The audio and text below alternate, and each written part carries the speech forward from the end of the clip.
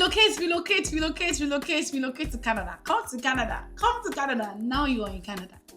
They didn't tell me. They didn't tell me. This is shocking. This is shocking. That is shocking you. And that's why I'm making this video, to actually share some realities that immigrants face here in Canada. Yes, I understand that you want to relocate to Canada. I was also in your shoes like a couple of years ago. I was not even ready to hear anything. All was just on my mind is that I'm going to Canada. I am going to Canada. I am going to Canada. I want to go and make it in Canada. And I was even hearing, maybe somebody said it. I'm not even sure. There were a lot of people saying it, right? And that's why I'm making this video, to say that, see, as much as you're coming to a new country, it's very important that you also know about some realities that newcomers, immigrants actually face here in this country.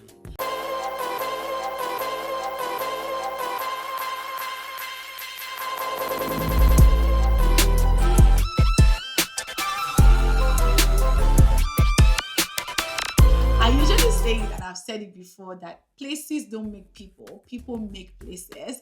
And that's why it's very important for you to know about those things, these realities. I'm not scaring you.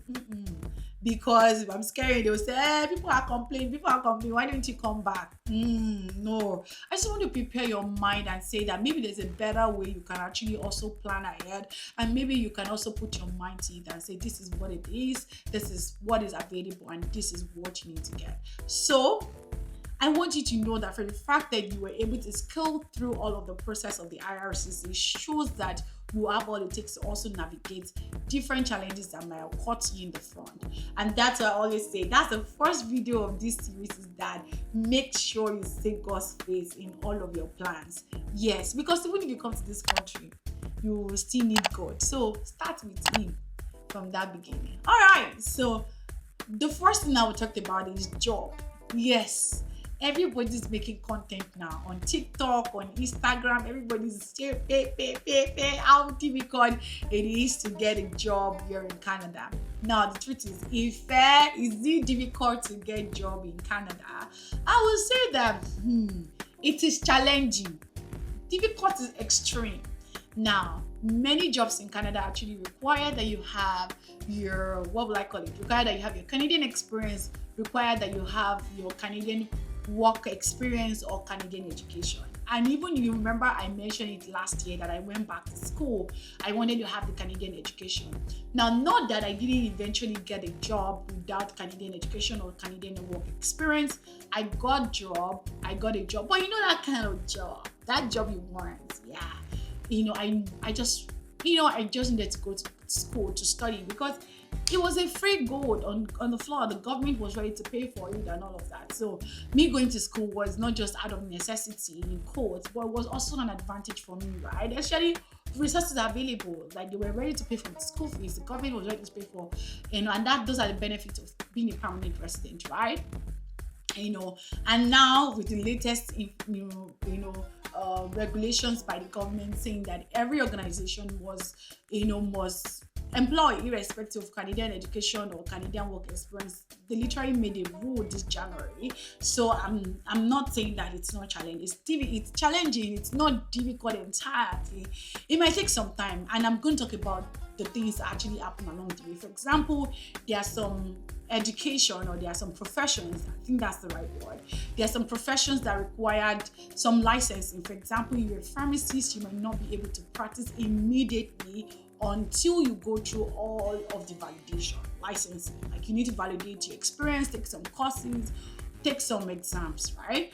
And also, if you're a medical doctor or anything in the healthcare, you need to also take this licensing exam. Yes, you need to take it. Or you are a teacher, or you are a lawyer, all those professional, even I think an accountant too, right? You might need to also, because the way things are done in your country is different from the way things are done in this new country. And because Canada is a country that, it's a multicultural country, it will be so difficult to say someone that's coming from Brazil, coming from India, coming from Nigeria, coming from UK, everybody just bring whatever you have, come into the system. I still believe that Canada, even though it's open to a lot of immigration, they still want to maintain their originality. And that's why I'm not blaming any organization that is bent on do you understand the Canadian work culture? Because the whole Canadian education, the whole Canadian experience is actually to, imbibe into the Canadian culture. There's no way you go to the school, you will not learn the culture. There's no way you start working, you will not learn the culture. So it's not like, job is really hard, but it might be challenging.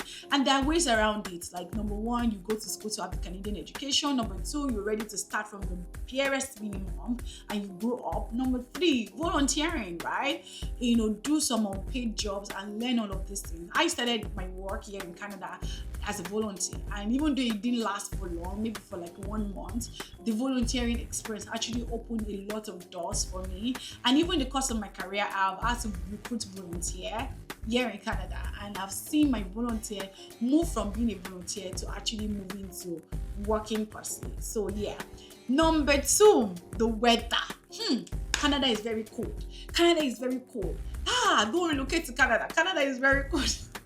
Yes, Canada is very, very cold. Canada is very, very cold. Like today now, if you see outside, there's a lot of snow. I wish I could go outside. Maybe after this video, I will go record what my balcony feels like. Yes, Canada is cold. Let's not even lie. But there are some provinces, like Canada is divided into different provinces. There are some provinces that are colder than another. So for example, provinces like Manitoba, provinces like Saskatchewan, they are actually colder than some places like in Ontario. British Columbia is the warmest. Yes, there are usually periods that are really cold. For example, the Canadian weather is divided into four. The Canadian weather is divided into four. We have the winter, we have the spring, we have the fall, and we have the summer. So the winter is usually between from like November, or some say December, right? But from November, we're feeling it. From like, let's say January to like February. Then spring will start from March, like April, May, and from May downwards about, let's say August-ish. August, September, you can still vibe, and let's say from May to like August, there is summer, everybody go vibing out. Then we start to get cold, from that September to about November-ish before winter kicks in. And when there's winter, there's a lot of snow. We're looking for snow poles. Here is Canada, and weathers can go to as much as feeling like minus 45 degrees Celsius. Oh my god, like, see, but the beautiful thing is not usually cold inside. There's heater at home. There's, like, you can see, like, even though it's not because of this video, I wouldn't have been dressed like this. I would have dressed out because at home there's heater. I will show you what the heater looks like.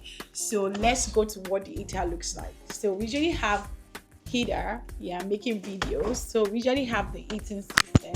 So we have heater here at home, and that is what we use to like control our temperature. So you can go even as high as 26. I think that's the highest you can achieve. So we usually go about 24 because the more your heater, the more payment, right? Another thing people will tell you about here in Canada is a lot of free money. Free money. You come to Canada, they will give you free money. Yes, there are a lot of social benefits, but to say free money, I don't know about that. Yes, there are like money, like child benefits. Yes, there are some, things that looks like free, like child benefit and all of that. They are not free money in code. They expect that you save this money, and you also, because here in Canada, you need to pay for your children's college or university education yourself. So they expect that you're able to save, and education here is very expensive. So they expect that you put those money aside, begin to plan ahead for your children's education and all of that. So I would say there are a lot of free monies, and you're also paying tax, right? So there are like tax benefit that comes in. Another thing again is that Canada is expensive. People say that a lot. Yes, Canada is expensive. I can tell you. You go to the store and you see some things like clothing, like just a random top, and you're seeing like $40, $50. Yes, Canada is expensive. Like housing here in Canada, like in Nigeria where I was coming from, housing is actually every year. You pay once in a year. But here in Canada, you pay about, yeah, you pay about, let's not even lie, you pay so much, you pay every month, and you pay so much depending on how comfortable you really want to be. We're really hoping to do a video with my husband talking about how much we spend every month as a family of four. So you want to look out for that video, right? So that you will also know how to prepare ahead. And that's why, yeah, people say abroad, everybody is always working. So let's say in Nigeria, you're used to soft life, German's wife, maybe your husband work alone. Some people do it, yeah, really, let's say real life. Some people do, not everybody work. Some people do it, and not because of they don't want to work. Some have some situations that actually led them to that. But yes, Canada is expensive. Yes, Canada is, in fact, I'm not even going to lie, if you are not careful, more than half of your salary, of your monthly salary, will go into your housing, like just paying for accommodation. So if you know anybody abroad, please pity them. Don't think they have money. Don't be converting their money on your head, like, this person is earning a lot. They are earning a lot, and they are paying a lot of bills as well. Yes, as well. So another thing again that I also wrote here is that life is easy once you get to Canada. Once you land, just land. Oh my god, I thought the same thing though. Yes, I'm not saying that life is not easy. I'm saying that life also have different challenges.